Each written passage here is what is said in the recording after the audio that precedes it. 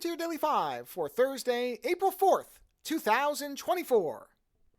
There was an interesting little bit of movie news that broke, I think early yesterday, at least that's when I saw it, which is that there is going to be I guess it would be a fifth, depending on how you number certain things, but as far as live action, that there's going to be a fifth Matrix film that is going to be helmed by Drew Goddard, who is best known for writing some episodes of Buffy the Vampire Slayer, Lost, some other stuff, and probably what most people, though, directly associate Goddard with is the Cabin in the Woods film, which I am not as much of a fan of as a lot of other people. I don't think there's anything terrible about it. I just didn't think it's as clever as some other people did. It's fine, but I know it didn't hit me the same way. That's just, So when I saw that name, I see that one of the Wachowskis is involved as a producer, which could mean a lot of input or it could mean next to nothing. It could just be a paycheck role.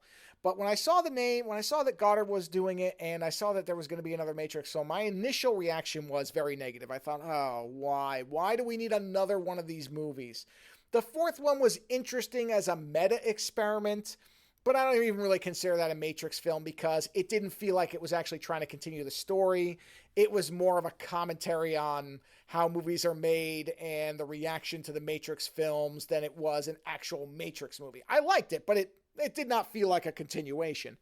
And so initially I just thought, oh, okay. But then I saw a quote that was interesting. And I want to read this verbatim, so there might be a little bit of echo off my screen to make sure I get it right. The quote is, Goddard said that he has a, quote, new idea that we all believe would be an incredible way to continue the Matrix world. Now that quote is very interesting because you can read it in one of two ways. One is that they're making this a direct sequel to, I don't know, either the first three or the fourth film. Again, the fourth film is a weird one. So either this is just keeping this going, resurrecting the Matrix and I guess some variants of the original characters or having them around or something.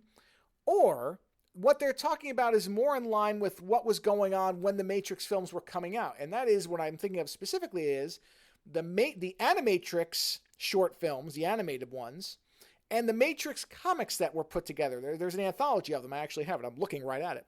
And those stories in some ways overlapped the main characters, but there were also stories that had no relation to the direct events of the films and were simply telling stories inside the Matrix itself as a framework.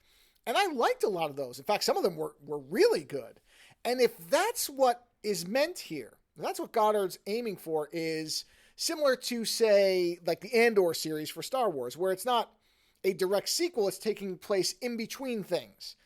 If that's what they're looking at doing, that could potentially be really interesting because the Matrix as a concept allows you to tell almost any type of story you want. There's a wide kind of universe there to explore. So if that's what they're talking about, that could potentially be really interesting.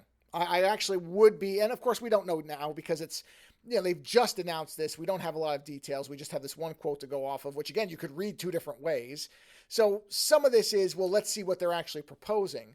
But just based on that quote, there's really two paths that we can see coming off of this thing.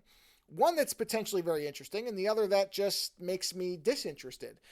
It feels, if they're just going to keep these movies going, then what that feels like is what's happened with Star Wars, where the first three movies were great, and they've just continually not been able to figure out a path around that except for these small tangential side stories like Star Wars Visions, which I love. Almost no overlap whatsoever with the core films or characters. Different stories in the Star Wars universe, and a lot of them quite excellent. If that's what this is going to be, then I'm actually really interested. I would like to see, you can do a sequel, it can work. There was Blade Runner 2049 and a small handful of other ones, but they're rare. I just don't feel like that's the logical path for this. But if it's going to be something where it's the same kind of basic world, but different stories and new ideas and really pushing the concept out, well, then I am interested.